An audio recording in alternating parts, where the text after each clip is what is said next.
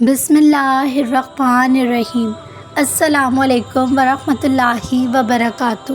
ناظرین، ایک مرتبہ درود شریف پڑھ لیجئے اور کومنٹ سیکشن میں ڈن لکھ دیجئے۔ سزا یا امتحان۔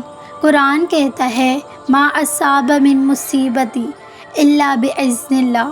سورہ تغابن آیت نمبر 11۔ کوئی مصیبت نہیں آتی سوائے اللہ کی مرضی کے، اللہ کی اجازت سے ہی تو آتی ہے۔ من یؤمن باللہ یہدی قلبی۔ میں نے اللہ پر ایمان رکھا، وہ اس کے دل کو ہدایت دے دے گا۔ یہ ایک طرف کی بات ہے۔ پھر دوسری طرف کہا ہے وما اصابک من سیئۃ فمن نفسک۔ تم پر جو بھی مصیبتیں آئی وہ تمہاری اپنی وجہ سے آئی۔ وہ متضاد باتیں ہیں۔ ایک کہا جا رہا ہے جو مصیبت آئی اللہ کی طرف سے آتی ہے، دوسری طرف کہا جا رہا ہے جو مصیبت آئی تمہاری اپنی وجہ سے آئی۔ لیکن قرآن کی باتوں کو سیاق سے سمجھے بغیر لگتا ہے کہ بات متضاد ہو رہی ہے۔ سیاق مجھے آ جائے تو بات سمجھ آ جاتی ہے۔ اللہ تعالیٰ نے کہا ہے کچھ مصیبتیں ایسی ہیں جن پر انسان کا کنٹرول نہیں ہے، ایسے جیسے طوفان آ گیا۔ اب طوفان پر انسان کا کوئی کنٹرول نہیں ہے۔ آپ گاڑی چلا رہے ہیں، سارے قوانین کا احترام کر رہے ہیں، اسپیڈ بھی ٹھیک ہے، لائن میں جا رہے ہیں، لیکن کسی ٹرک سے بھی آپ کو آگے مار دی۔ اس میں آپ کا کوئی کنٹرول نہیں تھا۔ آپ اچھی بھلی نوکری کر رہے ہیں، دیانتداری سے کر رہے ہیں، اس میں آپ کا کوئی کنٹرول نہیں تھا۔ آپ اچھی بھلی نوکری کر رہے ہیں، دیانتداری سے کر رہے ہیں، پھر بھی آپ کو نکال دیا جاتا ہے۔ آپ کی کوئی غلطی نہیں تھی۔ کچھ مصیبتیں ہوتی ہیں جن میں آپ کا سر سے کوئی عمل دخل نہیں ہوتا، وہ پھر بھی آپ پر آ جاتی ہیں۔ جیسے کسی میں کوئی برتھ ڈیفیکٹ ہوتا ہے یا کسی کا عمل ضائع ہو جاتا ہے اور چیزیں ہو جاتی ہیں دنیا میں، صحت کے یا فیملی میں، کچھ باتیں جو ہمارے کنٹرول سے باہر ہیں۔ ان مصیبتوں کے بارے میں اللہ تعالیٰ نے کہا ہے تم پر جو مصیبت آئی وہ اللہ کی طرف سے آئی ہے اور اس سے تمہاری طرف ہی آنا تھا۔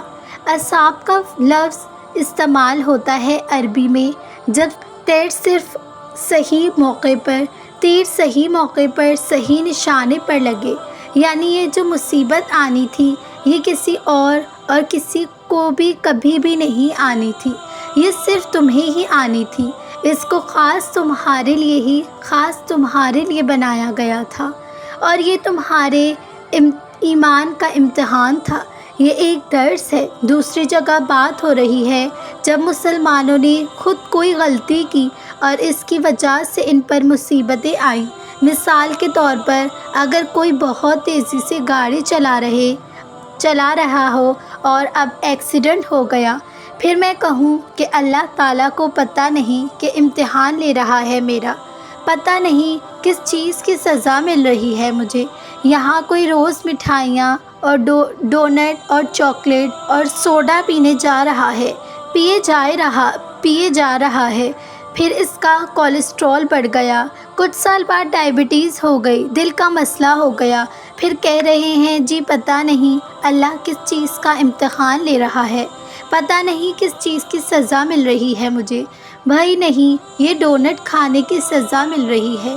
پھر ان موقعوں پر اللہ نے کہا جو مصیبتیں تم پر آئی اس میں تمہارا ہاتھ ہے، لیکن ہم کیا کرتے ہیں جن چیزوں پر پرسنل رسپانسبلٹی لینی ہوتی ہے۔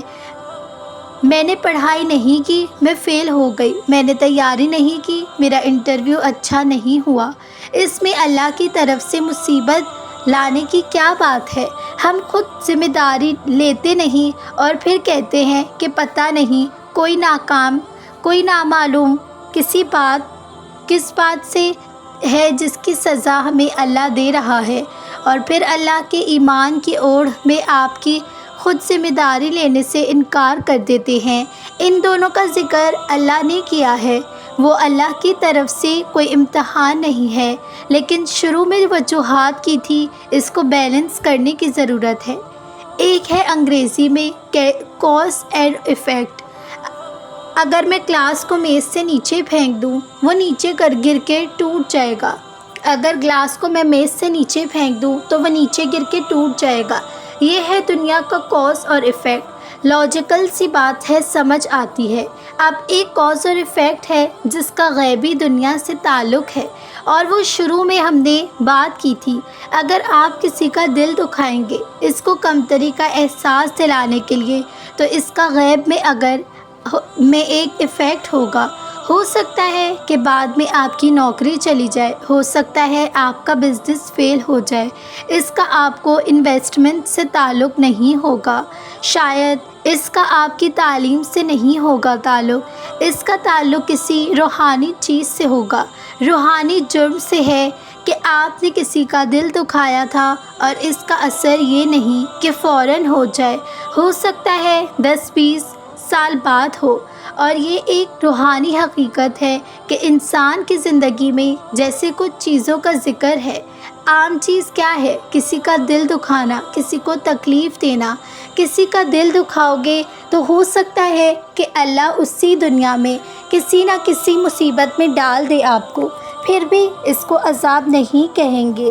قرآن کا اصول کیا ہے؟ دنیا کی ساری صورتحال امتحان ہے، اور اگر مشکل امتحان میں ڈالا ہے تو وہ بھی ہمیں سیدھا کرنے کے لیے ہے، وہ بھی عذاب نہیں ہے۔ عذاب اصل میں صرف آخرت میں ہی ہے، اور اس دنیا کا عذاب صرف قوموں پر آتا ہے جب وہ بالکل تباہ و برباد ہو جاتی ہیں۔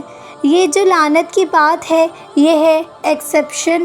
اگر آپ نے کسی کی عزت پر بات کی ہے، کسی کی عزت سے کھیلا ہے، پھر اللہ کی طرف سے ہے جو لعنت آ رہی ہے، اور اس دنیا میں بھی ہوتی ہے اور آخرت میں بھی۔ اللہ ہمیں قرآن کو صحیح معنوں میں سمجھنے کی توفیق عطا فرمائے، آمین ثم آمین۔ ناظرین، آج کی اس ویڈیو کا دوسرا ٹاپک ہے، آپ کو کیا لگتا ہے کہ آپ کے حالات کبھی نہیں بدلیں گے؟ ہماری زندگی میں بہت سے حالات ایسے ہوتے ہیں جو ہمیں لگتا ہے کہ کبھی نہیں بدلیں گے۔ وقت ہمیشہ ایک جیسا نہیں رہے گا۔ ہمارے وہ رشتے جو ہمیں ہمیشہ طنز و طعنے کرتے رہتے ہیں وہ ہمیشہ ایسے ہی رہیں گے۔ ہمارے والدین ہمیشہ ایسے ہی رہیں گے۔ ہمارے بہن بھائیوں کا رویہ ہم سے کبھی نہیں بدلے گا۔ ہمارے پارٹنر کی طرف سے ملنا اور ٹراما کبھی نہیں بھرے گا۔ ہمارے مسائل کبھی حل نہیں ہوں گے۔ ہماری اولاد ہم سے بدگمان ہی رہے گی۔ جو لوگ ہمیں تکلیف دیتے ہیں وہ کبھی نہیں بدلیں گے۔ ہمارے پیارے جو دین سے دور ہیں وہ ہمیشہ دور ہی رہیں گے۔ کچھ لوگوں کے آ ہی نہیں سکتا۔